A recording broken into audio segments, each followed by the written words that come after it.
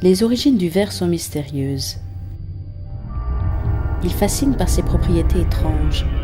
Translucide, parfois même transparent, il se travaille au feu comme un métal. Pour Pline l'Ancien, l'histoire du verre prend naissance en Syrie. Selon la tradition, des marchands abordèrent sur une plage de sable en Phénicie. Comme ils préparaient leur repas sur le sable, des ruisseaux translucides d'un liquide inconnu se mirent à couler, et telle fut l'origine du verre, une origine due au hasard. L'histoire racontée par Pline tient sans doute de la légende. Le verre est en effet le résultat de la fusion de 3 composants.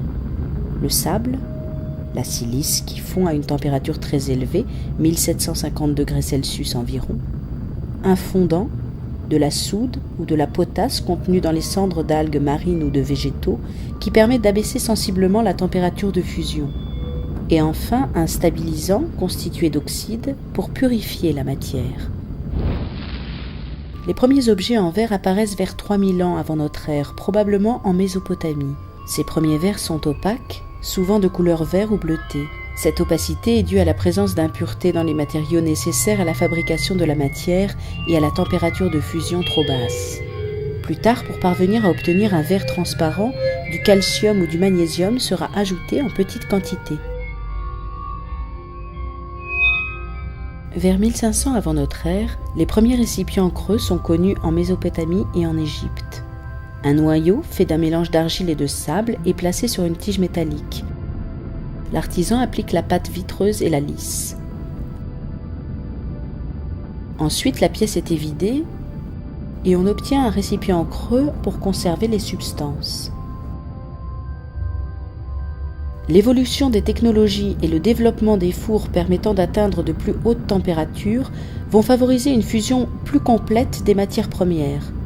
À partir des ateliers de Syrie, d'Égypte et d'Irak, le verre et sa fabrication se propagent vers l'Europe. En Grèce au XIIIe siècle avant notre ère, en Italie au VIIIe siècle, en Chine au Ve siècle et en Belgique entre le IVe et le IIIe siècle. Les artisans verriers musulmans font évoluer les techniques héritées de l'Antiquité. Les premiers verres sont fabriqués par fusion dans des moules qui sont parfois décorés en négatif, tandis que dans d'autres cas, la décoration est gravée ou sculptée. La technique du moulage pressé permet également d'obtenir des récipients creux. La masse vitreuse, appelée paraison, est déposée au fond d'un moule creux. La pâte est pressée contre les parois du moule. Avec cette technique, les artisans réalisent des contenants plus évasés. L'art du soufflage du verre a très peu changé depuis plus de 2000 ans. Cette technique apparaît en Syrie ou en Palestine à la fin du 1er siècle avant Jésus-Christ. Les réseaux commerciaux développés par l'Empire romain favorisent la diffusion de cette technique à l'ensemble de l'Europe occidentale. Le soufflage permet de transformer rapidement une masse de verre en fusion en une bulle de matière creuse. Plusieurs étapes permettent d'arriver à la fabrication du verre soufflé. Une grosse masse de matière vitreuse est cueillie dans le four grâce à une longue canne de près de 2 mètres. On appelle cette masse paraison. Par des mouvements de rotation, le souffleur maintient cette paraison au bout de sa canne, évitant ainsi l'action de la gravité sur la masse de verre molle. Le maître verrier souffle dans la canne pour pousser l'air à l'intérieur du verre en fusion. La paraison enfle comme un ballon, restant lisse et ronde en gonflant. En roulant la masse de verre chaude, l'artisan donne sa forme à l'objet de verre grâce à des outils métalliques. Avec un pontil, longue tige d'acier pleine, le maître verrier peut ajouter aux objets certains éléments tels que des anses, des jambes ou des pieds. L'objet achevé est déposé dans un four pour subir une nouvelle cuisson. Cette étape est indispensable pour que la pièce soit résistante au choc. Les bulles de verre peuvent être soufflées dans des moules. Cette technique donne l'opportunité d'une production en série dès la fin du 1er siècle. Dans un moule en bois ou en métal, le maître verrier souffle une ébauche en verre.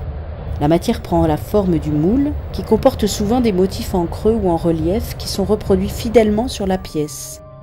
Entre le 7e et le 14e siècle, les verres de la dynastie Mamelouk illustrent bien le luxe de leur cour. Des objets tels que des lampes de mosquée, des coupes ou des bouteilles sont fabriqués en verre soufflé incolore, décorés d'émaux aux vives couleurs et rehaussés de feuilles d'or. La production de verre à vitre apparaît au Moyen-Orient à la fin de l'Antiquité. Auparavant, les fenêtres des habitations privées étaient le plus souvent fermées par des toiles de parchemin, du papier huilé ou des lattes de bois. Avec la technique du verre en cive, les feuilles de verre circulaires trouvent leur place aux fenêtres des riches demeures dès la fin de l'Antiquité, mais elles n'atteindront toutefois l'Europe qu'au XIIIe siècle. On se sert d'une canne à souffler et d'un pontil. La canne à souffler cueille la paraison pour en faire une boule et le pontil attrape cette boule de l'autre côté. La canne est détachée, la matière est réchauffée à l'entrée du four. Sous l'action de la force centrifuge, l'orifice laissé par la canne s'élargit et la boule s'aplatit pour former un disque. Après séparation du pontil, il reste au centre de la cive une cicatrice appelée boudine.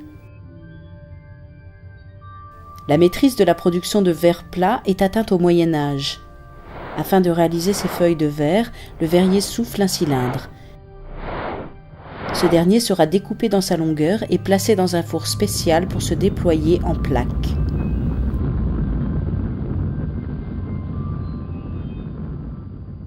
Au début du XIe siècle, Venise devient le principal centre verrier d'Europe, grâce à l'assimilation des techniques verrières d'Orient.